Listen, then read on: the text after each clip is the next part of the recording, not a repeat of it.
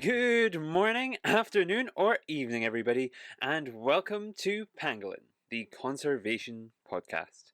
I'm your host, Jack Baker, and we are back again for a third season of the show dedicated to amplifying the incredible, amazing, wonderful conservation stories that inspire me, and I hope will inspire you too. And this season, we're doing things a little bit differently. We have a theme once again, just like our first series, all about pangolin. This time, we will be exploring the land of the lemurs.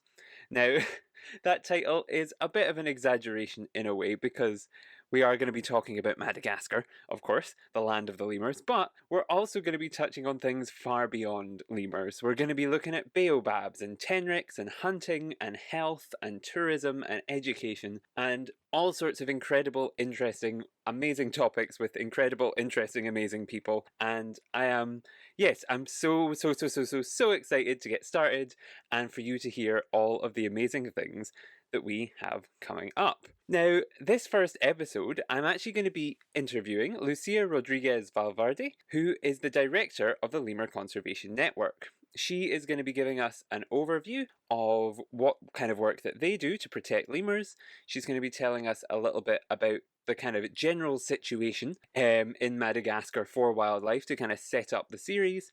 And she's going to really be kind of giving us the introduction to lemurs and Madagascar that we all kind of really need. So if that's what you've come to this series for, a kind of history or background in lemurs, this really is the episode for you. Now, the reason we're starting off the series, before I let Lucia talk, the reason that I'm starting with her, and I'm going to thank her before we even begin, is that this whole series was done in collaboration with the Lemur Conservation Network.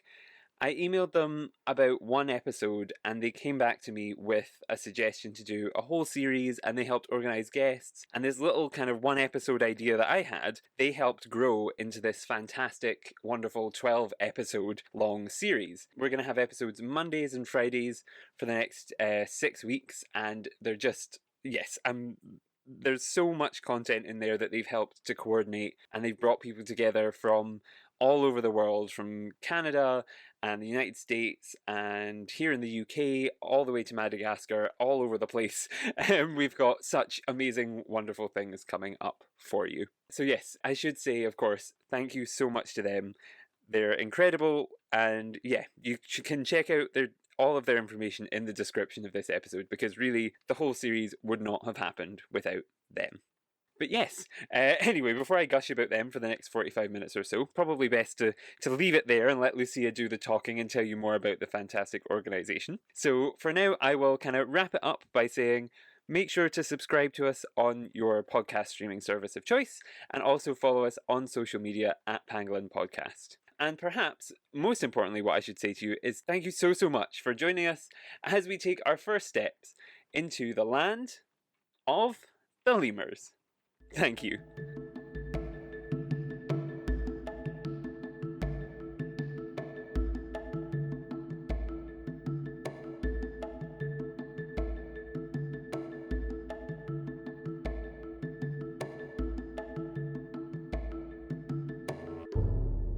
So, welcome back to the show. I am now joined by Lucía Rodríguez Valverde, the director of the Lemur Conservation Network. She's here to tell us all about this incredible organisation and introduce us to the world of lemur conservation. So, thank you so much for joining me today.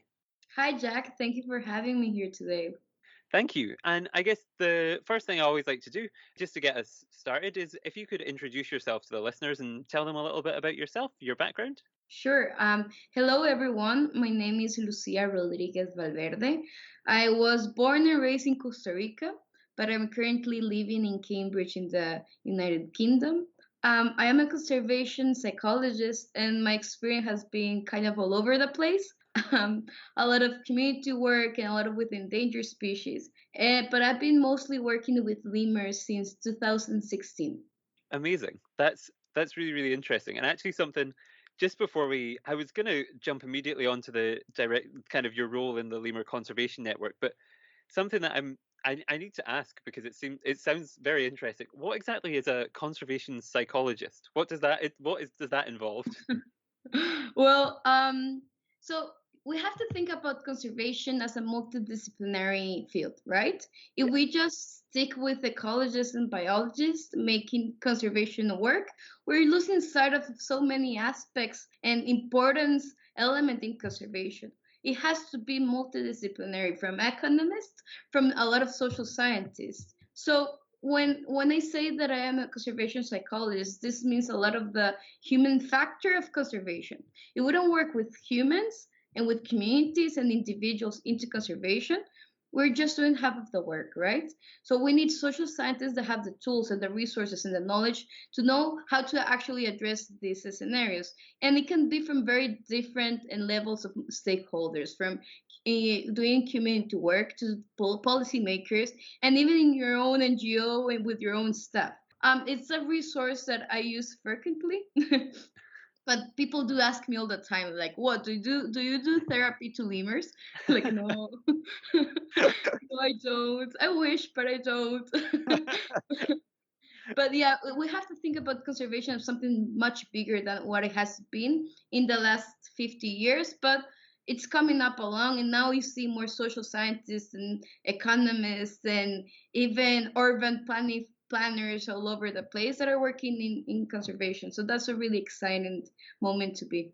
And it's a good actually thing to highlight at the start of this series because looking forward, we've got people come are going to be joining us on the show who focus in kind of human health and also mental health and tourism and education and all of these things. So it's interesting that that kind of is the perspective that you come from as well, and it's an important perspective, I think. And yes, something that I'm exceptionally interested in because my background was in politics and international relations first, Mm, and then I went into conservation for my master's.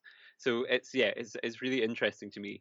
And I guess it also leads us nicely onto the Lemur Conservation Network because a lot of the people we're going to be talking to, as I said, aren't necessarily focused directly in labs and in kind of a mhm. strictly scientific sense.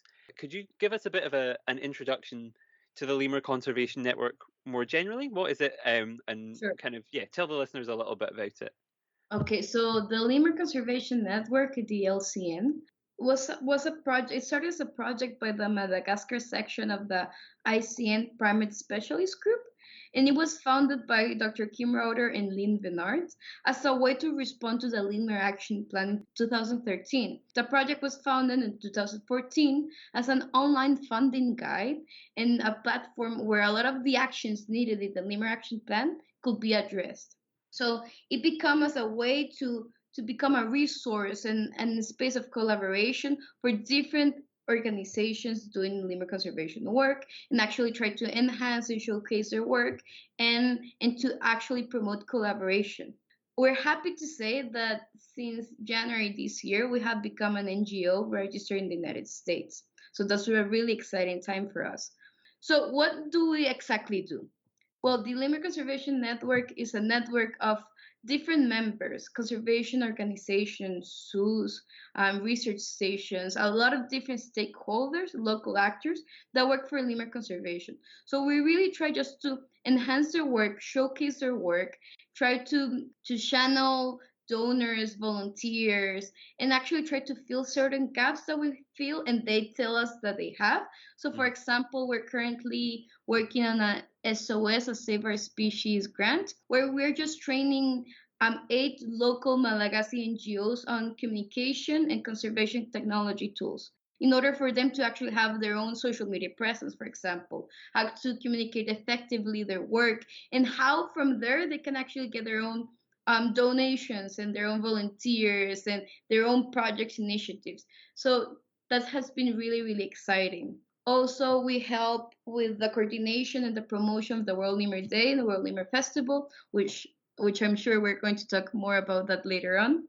And it's been really exciting because every time we get more people coming up to us trying to knock on our doors and do some collaborations within different areas, and it's really exciting to be there. And I invite you all to go to our website. I think later on we're going to share those details.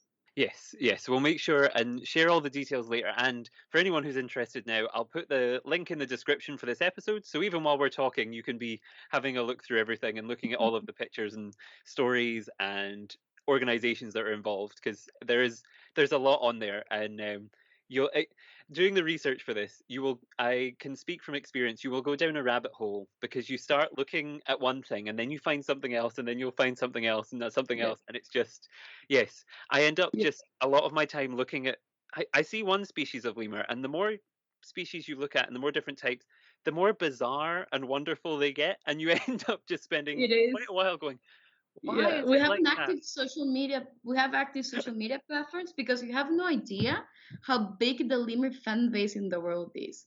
Like we have a lot of our work is actually addressing the international community and try to promote them to actually donate and invest their time and energies in for lemur conservation. And it's something really really big because lemurs are so cool. So when you get to our social media pages, I'm sure you're going to become part of that lemur fan base that we're talking about. Yes, yes. And I guess that leads me nicely onto my next question. Aside from being very cute and very cool and you being a fan, what was the reason that I guess you wanted to get involved in lemur conservation, and specifically I guess an organization like this that kind of brings all these people together and works in this way and collaborates like that? What is the what was that, why was that interesting to you? Well, to make long story short, when I was a kid, I was obsessed with baobabs, which are huge trees. There are several species in Madagascar, and I was really, really, really keen to go to Madagascar. I was like 10 when I discovered them, and reading more about baobabs, so I discovered Madagascar and its fabulous biodiversity and nature, and all the weirdness and magic that there is in such a place like Madagascar. And I was really keen to go. So I decided to do some volunteer work. And I contacted Dr. Kim Rauter actually, and she introduced to me the Lemur Conservation Network. So I actually chose a couple of the members and spent some time volunteering in Madagascar for a couple of months, for a few months. And when I got back to Costa Rica, I felt highly committed and passionate about lemur conservation and Madagascar conservation because it is truly a magical place. It is truly a place where it's worth your attention and your energy and your actions. And I was offered a volunteer position at the LCN, and I took it without a bit because I really do believe in its core value that is bringing everyone together. And that is something that, as a conservationist, I feel constantly frustrated because there's a lot of competition. The how conservation is funded is complicated. So we maybe fight for the same species, for the same project site, for the same approach. We don't communicate as much. We don't teach each other resources and knowledge. So if we want to tackle something as complicated as conservation overall and then conservation in Madagascar, we have to do it together. There's no other way. It has to be multi stakeholder, multi level, multidisciplinary efforts in order to work. And more so in a place like Madagascar because it's huge. Madagascar is so big and it can be very divided. It has 18 ethnicities with 18 different dialects, 18 different core values. Everything changes. So if we are not united, we are not going to do a lot of, because many times people are doing the same efforts with little results instead of coming up together, collaborating, learning from each other to actually have real impact in Madagascar. Mhm. So I am a big fan of our partnership approach and how we are able to learn from each other and just do stuff, have actions, implement solutions, or try to at least. Yes, yeah, I think and it's a really important and interesting thing to do, because if this idea of, I think, yeah, there's a lot of competition for funds or for attention or for things in the world of conservation that working together makes it a much more kind of constructive process, and hopefully overall a much more kind of, I was going to say productive process where you're able to then have all these impacts, and yeah, make real active change by working together in solidarity. Um, and it made me laugh actually at the start when you were talking about baobabs. I don't know if this is a common thing for conservationists, because I also, one of my first, I don't know what it is about them, but there's something about them that's just fascinating and interesting and bizarre. And I remember the first time I ever saw one, I was in South Africa and we were in the Botanic Gardens in Cape Town, and it was one of those things that the people I was with had no idea why I was so excited. But I was like, my whole life I've wanted to see one of these in real. They're just incredible things. So yes, Yeah, they're magical trees. Don't even get me started there because actually it's very funny because Dr. Sen Andrea Terraza, which is our Madagascar coordinator, she mhm, has a PhD on baobabs and she yes. works with us. And we connect a lot about baobabs and the lemurs and their role. But it's very funny because, yeah, baobabs are amazing, amazing, amazing trees. And you can see 6 species in Madagascar. So that's pretty cool. Mhm. Yes, it's we actually have an episode coming up in a few weeks' time, all about them because we had Seno on, and it was just a little bit of spoilers for the listeners. I don't always record these in order, so I can tell you that the episode on baobabs is very very interesting now, and you should listen to it because it is it's yes, they're incredible, incredible, incredible things. But before we go on a tangent down that way, this is see, I warned them that you'll go down rabbit holes if you go onto the Yes. website.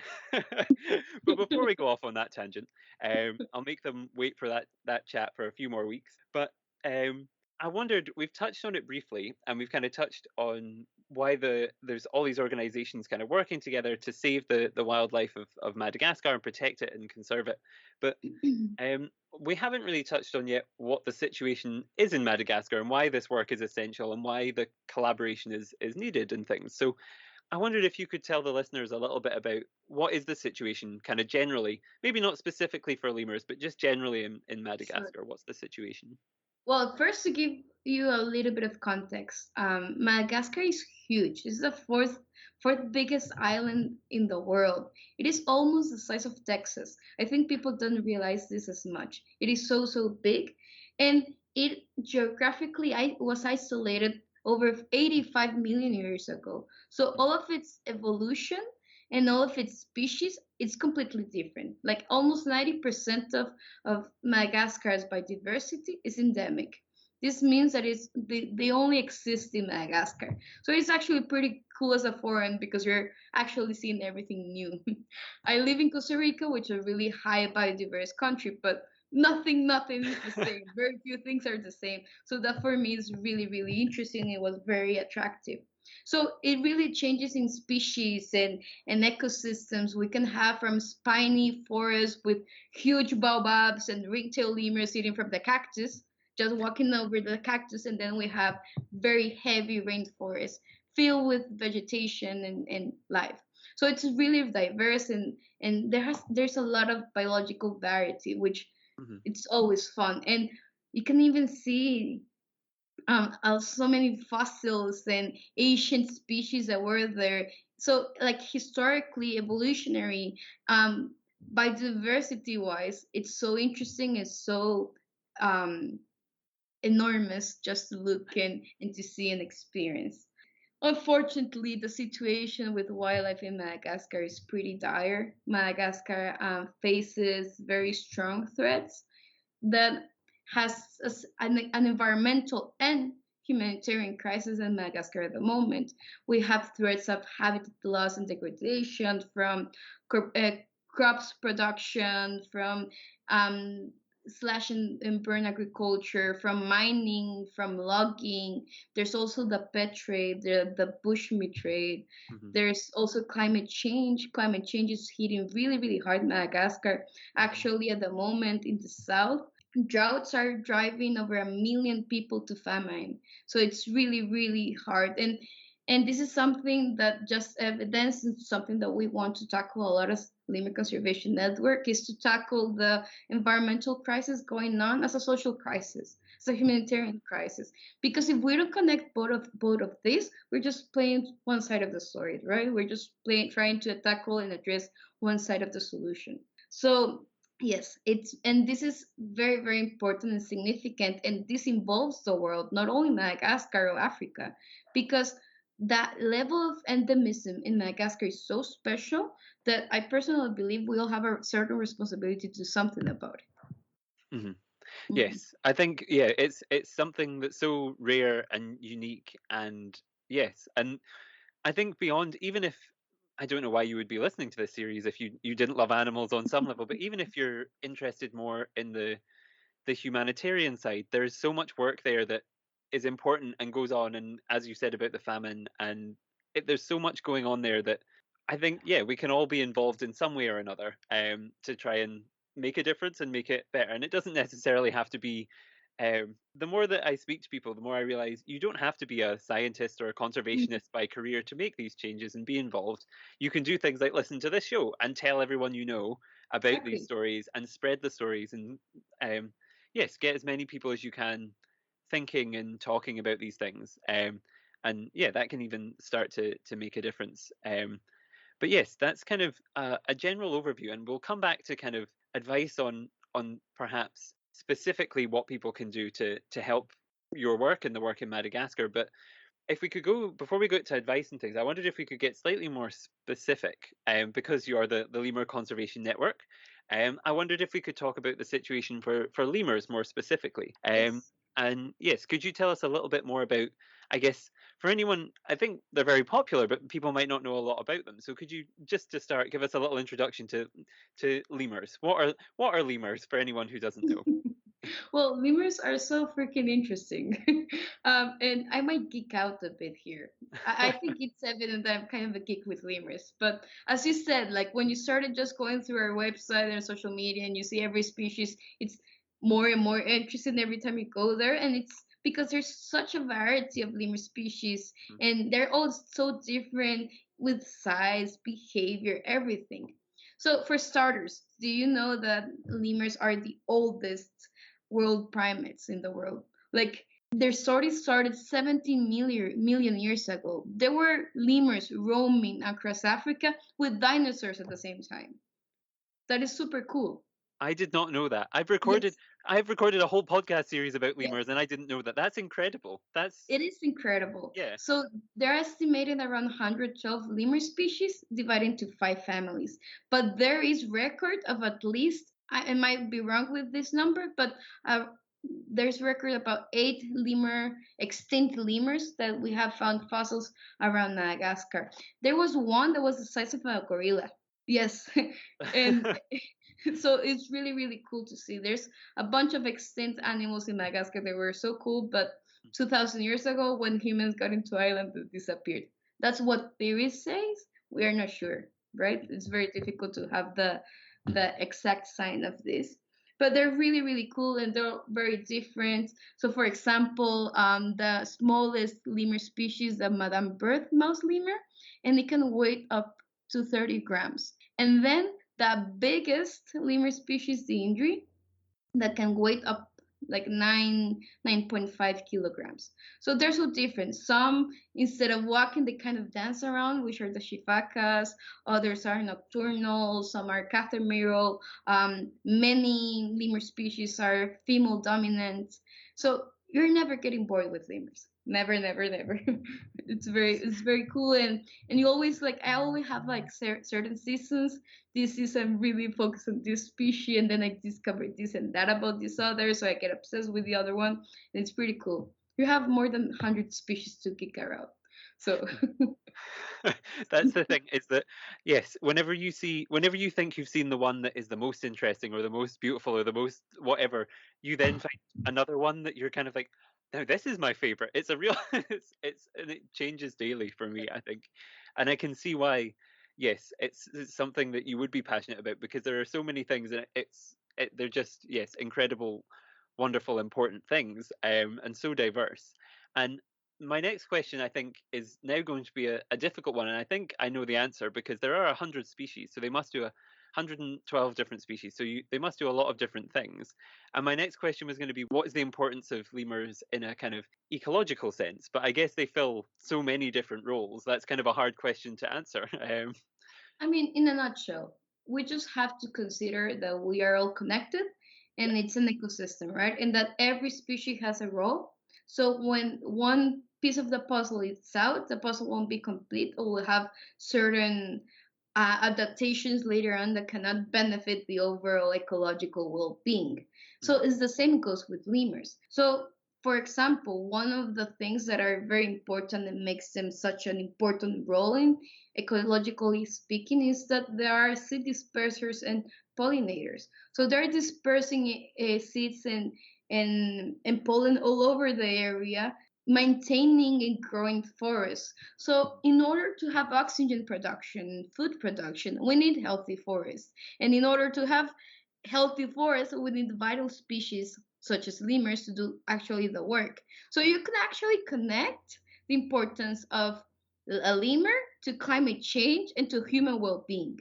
And that is something we do a lot of education resources and educational programs, and a lot of our programs are right directed to exactly this, because it's really really unfair for us and the international community to ask for Malagasy people to just leave the forest intact. Don't poach down lemurs. Don't touch them. Leave them there because they're so beautiful and interesting. No, it's not fair because the humanitarian situation in Madagascar is so dire that many families just have to hunt that lemur to eat. And it's really Mhm. unfair for the government or for the international community to actually impose rules for that without giving solutions. Mhm. So what we try to do is just to try to provide the information and the knowledge about the benefit of lemur conservation into local communities and overall well-being. Mhm. Yes, yes, and it's one of those things that, yeah, because they do fulfill these roles, it may make them important to you, but if the importance your family is also important to you, and your family will always take priority over an animal that you don't know perhaps a lot about, or you don't like you will it's such a difficult, complicated kind of conundrum that how do you weigh those up against each other? How Exactly. do you kind of, and from an outsider perspective, it's kind of easy for me to say one thing, but in reality, if you're put in one in a situation like that, it's completely different for you. So it makes sense that yes, while they Yeah. play these important roles, they do kind of there's so many factors at play. It's really impossible to provide a good answer to that and an easy answer. Yes, and it is really hard, and I might get out of like the line of the question, but I just want to take the moment to actually the opportunity to say that sometimes the conservation narrative in Madagascar really blames local people and Mhm. the local Malagasy for this for the threats, and it's beyond that. It's not like it's the fault of one person. Like I've actually estimated my carbon footprint and compared it to a 500-person community, and my footprint is greater because I fly, because I Mhm. do this and I do that. And this is me from Costa Rica. Maybe someone from the UK or from the States is even bigger than that. Mhm. So it is a systematic issue, and I'm sure that we're going to talk a little bit more about that. But the narrative of overpopulation, about Malagasy people being the whole fault of this situation is wrong, and Mhm. it's colonialist approach, and it's not what we should be, and this is something that we really try to change the narrative of as much as we can. Mhm. It's yes, and it's to link it back to actually the last episode of the second season of the podcast was we did with Seed Madagascar, and we talked about the famine and the impacts of that. And just in case people haven't listened to that, the famine, for example, in Madagascar is the only famine in the world that is being cited by the United Nations organizations as being caused directly by climate change, not Hmm. conflict, not anything else. So it's not an internal issue. It's not something that they have all fallen out with each other and there's a war or anything like that. It is climate change is causing that. There's no water, so there's no crops, basically. Yeah. And it doesn't it's hopefully that will make people click. Actually, okay, maybe we do need to change our own actions if we're based in the UK or the US or wherever we are. But we'll see, and I think we'll get into that throughout the series. And yes, we'll definitely talk about it a lot more. I think as we go forward to kind of we talk about the kind of threats to lemurs and things. But before we get to the threats, the last question I had kind of while we're talking on the topic of lemurs and their important role is for you personally, I think, as we've said, there's 112 different species. So there's a lot to pick from, and I think there are certainly some which a lot of people know about. The kind of eyes and the ring-tailed lemurs, I think, especially very popular. But for you, if you could highlight any species or any types of lemurs that the listeners might not know about yet, is there any that jump immediately to mind that you would like people to know more about? Well, I told you that I have different seasons, right? Yeah. Well, the current one is the fork mark lemur, Mhm. the Fanner furcifer, which is for me super interesting, super cute, and not very popular.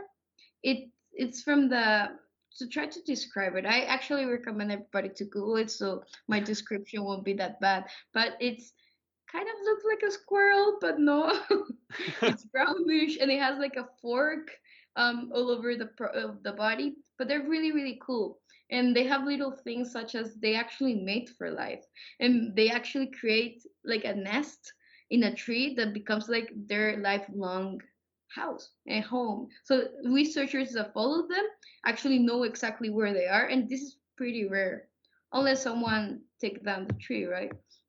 And also like males have a huge parenting role, and they're super vocal. I love vocal lemurs. I have a hell of a mutation of the injury call actually, so I love vocal lemurs. Uh-huh. And they have like a dental comb that like scrape the gum of the insect holes in trees, which I think is pretty cool as well.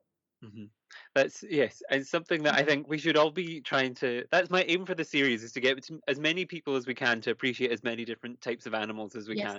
can. So yes, they do Yeah, sound it's incredible, and very I easy because you just have to follow our Instagram page because we put so many different pictures of all the lemur species that it's possible to have a picture of. So it's I a I, good way to start.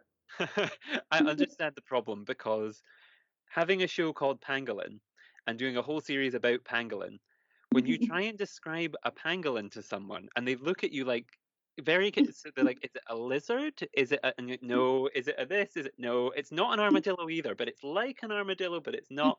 It's easier sometimes when you're talking about these incredible animals to just go, just Google a picture and then come Yeah, back to me. just It's Google much it. Like, come back, pause it, go and come back.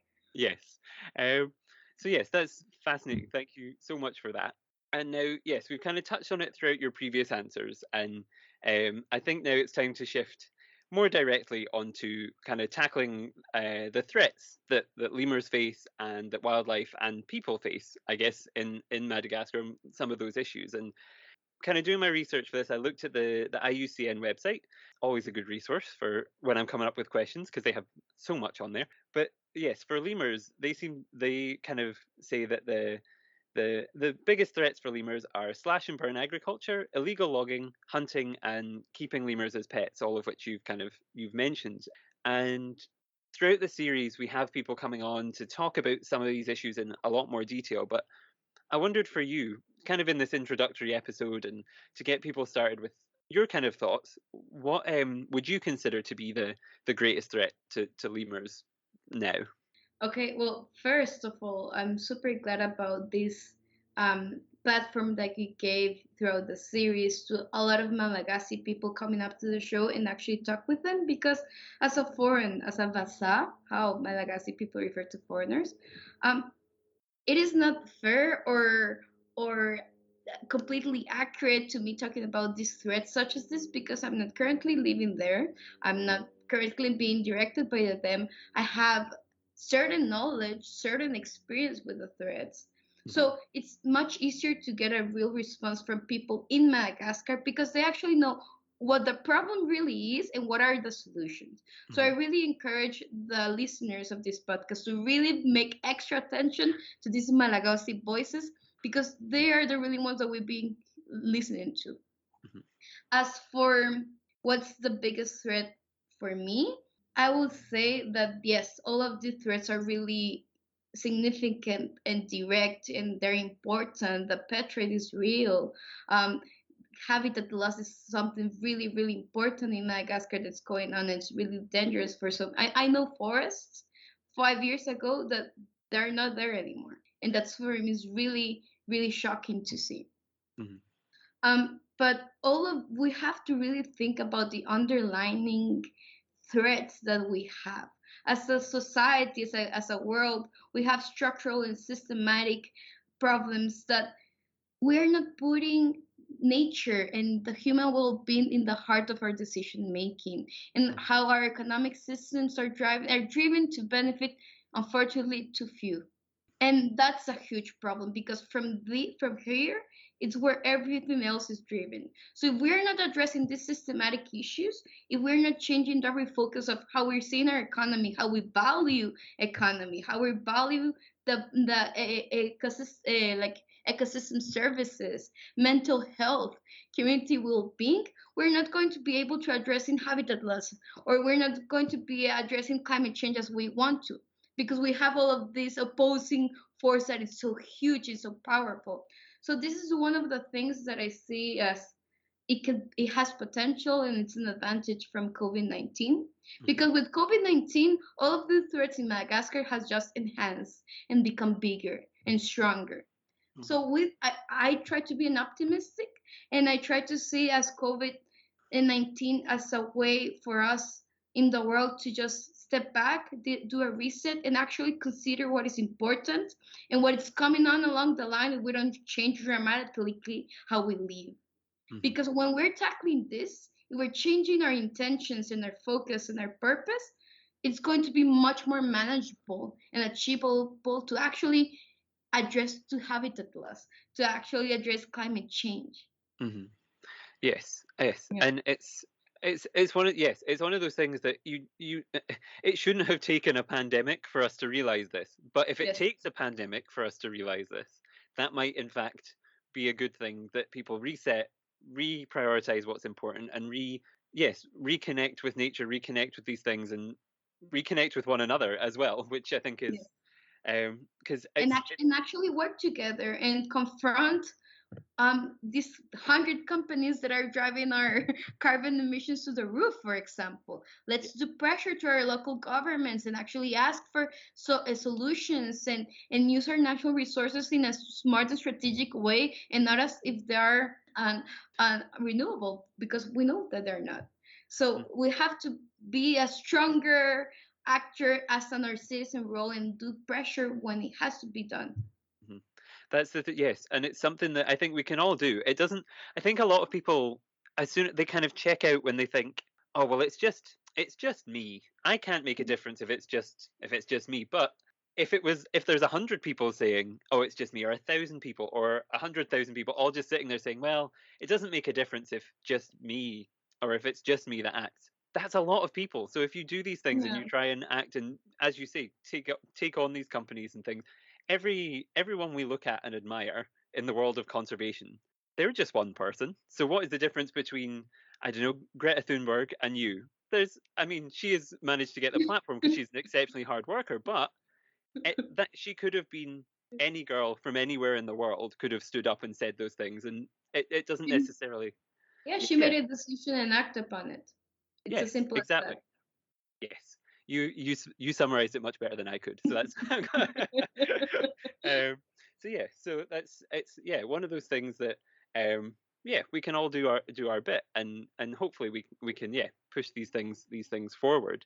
And I guess how should we? I know this is a big question for one person, but how, in your opinion, how should we as these individual units, how should we? What's the best way for us as these observers to make a difference to Madagascar and to lemurs and to all of these species that live there? well.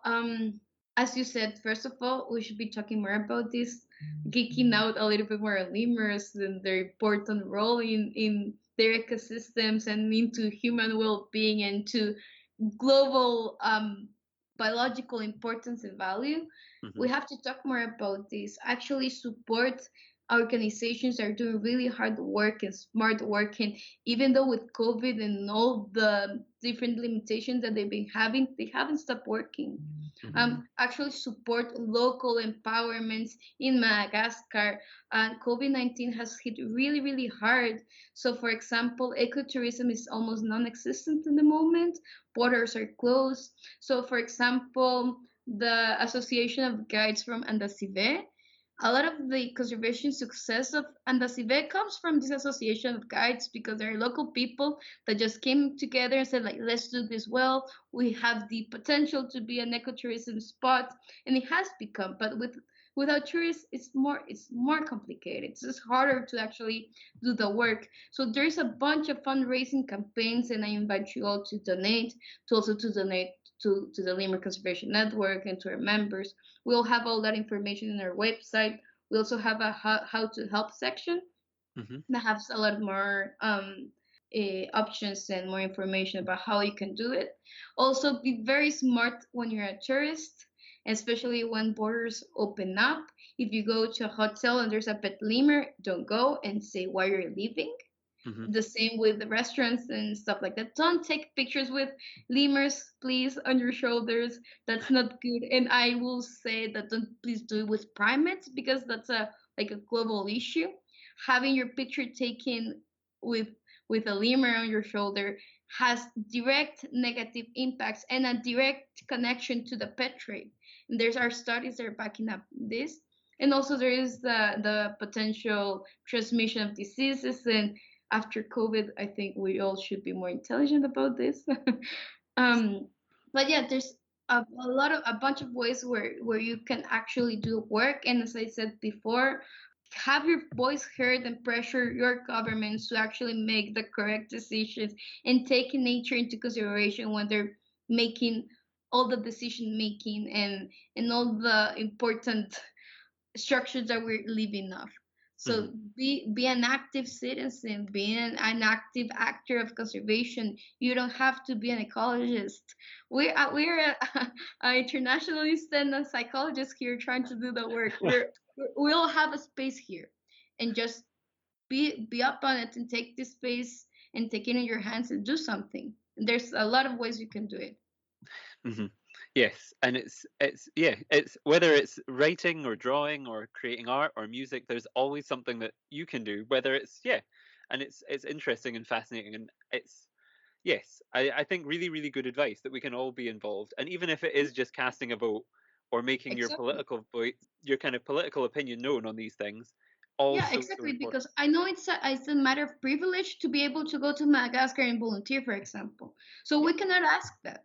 Hmm. We can, but we can do a lot from our own accessibility, from our own privilege, and what we have as a resource. Hmm. Just casting the vote has a huge difference. Yes. So it's just finding the way to do it and Yes. wanting to do it. Hmm. And yes, I think it's yeah, it's great advice, and so yeah, perfectly well put that it's kind of and so passionately said as well, which I really appreciate. Is like we can all do this, and we can all make a difference if we just yeah put our minds to it and do these things and put ourselves out there. And yes, thank you very much for that because that is a really interesting and good piece of advice, and I think everyone will appreciate that.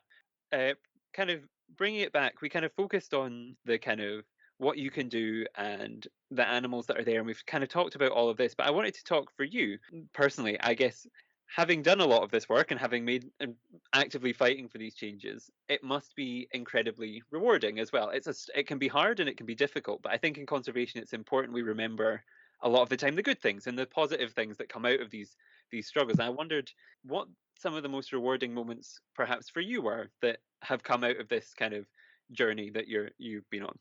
Well, you're right. I feel so immensely privileged and grateful for having the opportunity to be able to do this work.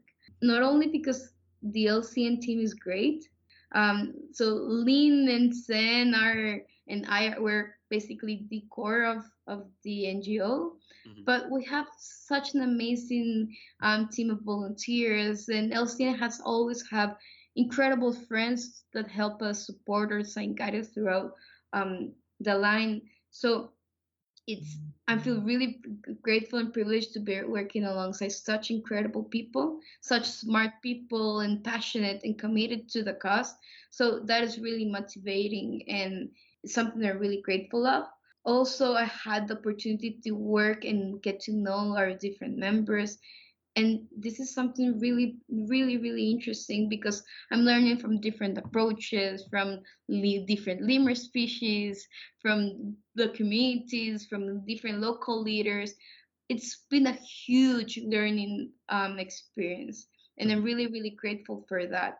I'm also feel really grateful to have the opportunity to use my privilege for the cause, to be able to use what I can do, what the capacities that I can bring, and the effort that I can do to actually try to do whatever it's possible um, to conserve lemur species and help them thrive throughout the line, and Hmm. try to actually have an effect to Madagascar. Madagascar has done so much for me as a person Hmm. that it just feels like a responsibility just to try to do something for my part, whatever I can. So having that opportunity to learn and to engage with such incredible people and learn from these so cool animals that I feel really really grateful of the opportunity of working with the LCN, and we're just looking forward to all of our plans and how we're growing, and we have no idea where we're going to be in 5 years, but I'm sure that it's going to be in a very exciting place. Hmm. It's yes, it's really really exciting, and I think it's having spoken to different people who are involved in the preparation for this series, getting to kind of research everything and look into everything and all these different issues and all these different solutions. I think the thing that stands out to me, and I think you've kind of summarized it really well there, is this kind of passion behind everybody and just wanting to do good and do really well and kind of do the best for a country and for species that have inspired you is really really interesting and really fascinating and empowering and important. And yes, thank you Yeah, very much it's for yeah. Yeah, no, it's been highly rewarding to actually have a platform to give voices, to give a voice to a lot of unheard voices, to give a space to a lot of unheard voices, to actually invite them and write a blog post, or to have a collaboration with with that person and do, I don't know, a webinar or something, like to give that space and actually get to have those voices access and engagement to so many other people is really really rewarding. And I think yes, that's the perfect way to almost bring us to the end, because I think it leaves the listeners. I think it's been a very intense, I think 45 minutes of chat that we've had, because there's so much packed in there for them to think about and digest, and it's and I think you've summed it up really nicely, given them lots of little areas of curiosity, and we've touched on lots of issues and given lots of bits of advice that are really, really interesting.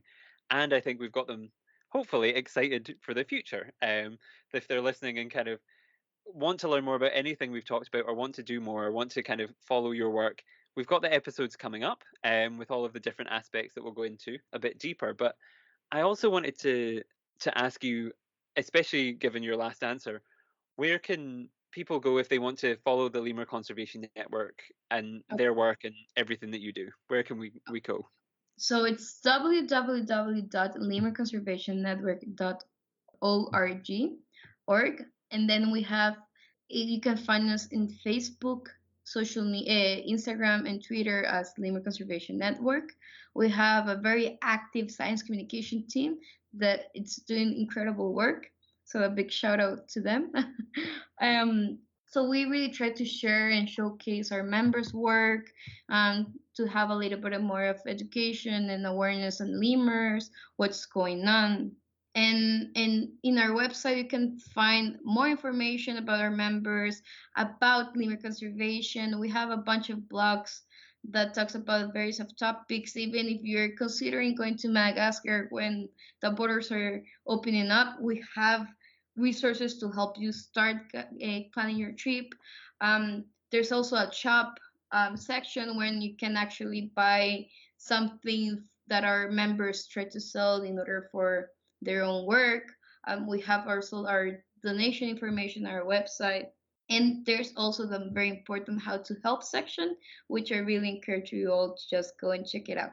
Perfect. And yes, I think that brings us very nicely to the end of today's interview. So I just want to say a massive thank you so much, because I think in terms of information per minute of podcast, I think this is probably the most intense and the most interesting kind of most kind of information we've got in an hour. It's been really fascinating, really interesting. So thank you so much for your time today. Thank you. No, no, thank you for having me. I love talking about this, and actually redirecting people to the correct channels for more information, because that's what we try to do, right? So thank you so much for having us here. Thank you. Thank you so much.